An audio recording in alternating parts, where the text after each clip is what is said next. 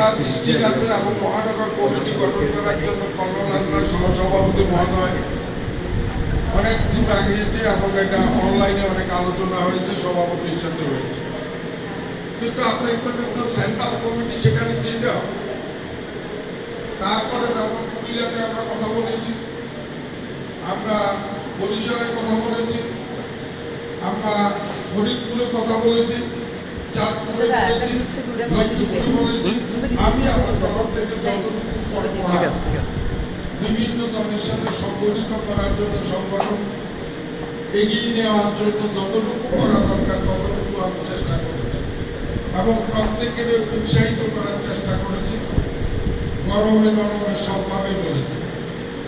এখন বিশ্ব হিন্দু ফেডারেশনের মাসিক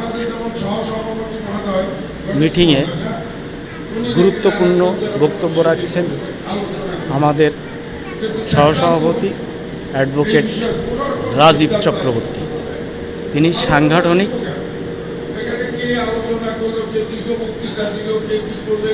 দিক নির্দেশনা সমস্ত সদস্যদের দিচ্ছেন। ধন্যবাদ। এখানে আমরা পরবর্তী কর্মপন্থাটা কি হবে, আমরা কিভাবে ওই কমিটিকে গঠন করব। যেমন পলাশকে আমরা বলেছিলাম যে ভেরি গঠন করার জন্য আমরা সেখানে সহযোগিতা করব, আলোচনা করছেন, দেশের টেলিফোন করছেন, দেশের সার কমিটি হচ্ছে, একটা সিঙ্গেল কমিটি কিন্তু গঠন করা হয়। এখন ওয়ার্ল্ড হিন্দু ফেডারেশন ইন্টারন্যাশনাল সংগঠন, ইন্টারন্যাশনাল সেক্রেটারি কোনো খবর, উনি ইন্টারন্যাশনাল সেক্রেটারি বা ওনার ইন্টারন্যাশনালি ওনার করসপন্ডিং হচ্ছে, এটা আমরা কেউ জানি। ধর্ম বিষয়ক সম্পাদক, ওনার ধর্ম বিষয়ক কি প্রগ্রেস আমরা কিছু জানি, কোনো রিপোর্ট। সাংগঠনিক সম্পাদক কোনো রিপোর্ট। বক্তৃতা দিলে তো হবে, মুখের উচ্চ কথা অনেক সুন্দর বলা। আর এই যে কমিটির গঠন সম্পর্কে ওই যে কি বলে যেন মতদ্বৈততা বা বিরোধপূর্ণ বক্তব্য বা গ্রুপিং, এই যে বক্তব্যটা এসছে, আসলে আলোচনা করা নিন্দুকিরেবাসী আমি সবার চেয়ে ভালো, যুগ জনমের বন্ধু সে। আমি রাজীব চক্রবর্তী ভুল করতে পারি, সাংগঠনিক সম্পাদক ভুল করতে পারে, সভাপতি মহোদয়রা ভুল করতে পারে, সেটা আলোচনায় যাবে না, সেটা গ্রুপিংয়ের কি। এই শব্দটাই তো এখানে আনা উচিত। এই গ্রুপিং শব্দটা একটা ক্যান্সার। তখন মনে করবো হওয়া সন্তোষ বাবুর লাগে মনে হয় অমুক আছে, পলাশ বাবুর লাগে মনে হয় রাজীব বাবু আছে, সাংগঠনিক সম্পাদক লাগে মনে হয় গণেশ বাবু আছে। এই ধরনের একটা ক্যান্সার ঢুকানোর কোনো যুক্তিকতা নেই। এখানে কোনো সাদা মন নেই। এখানে আছে এই গ্রুপিং আলোচনায় আনার দরকার নেই। গ্রুপিংটা বলতে কি বলছে? গ্রুপিংটা বলতে তো অনেক ব্যাপক অর্থ। আমার বক্তব্যটা হলো, যারা সংগঠনের সহসভাপতি, সাংগঠনিক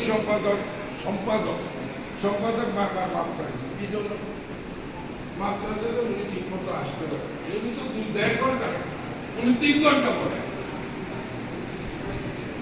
এখন আপনাদের টাইম টেবিলটাকে ফ্রেমটা করুন।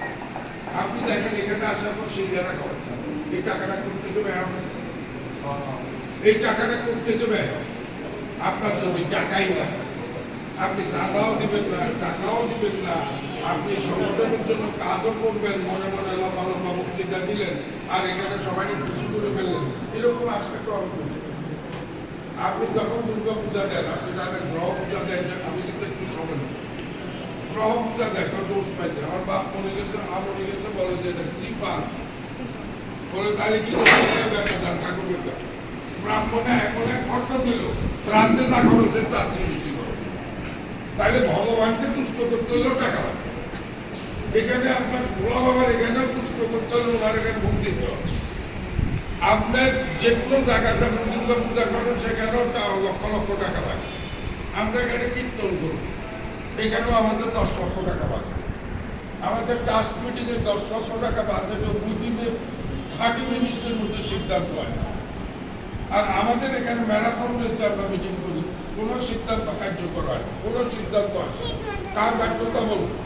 যারা সংগঠন চালান, আইদার সভাপতি, আইদার সাংগঠনিক সম্পাদক, আইদার সম্পাদক, এরাই তো আমাদের মাথার মনে। সভাপতি এবং সেক্রেটারি যে ডাইরেকশন দেবে সেই ডাইরেকশন মতো আমরা চলবো। তাইলে ওনাদের ব্যর্থতা কেন অস্বীকার করেন? আপনারা আমাদেরকে কি ডাইরেকশন দিয়েছেন?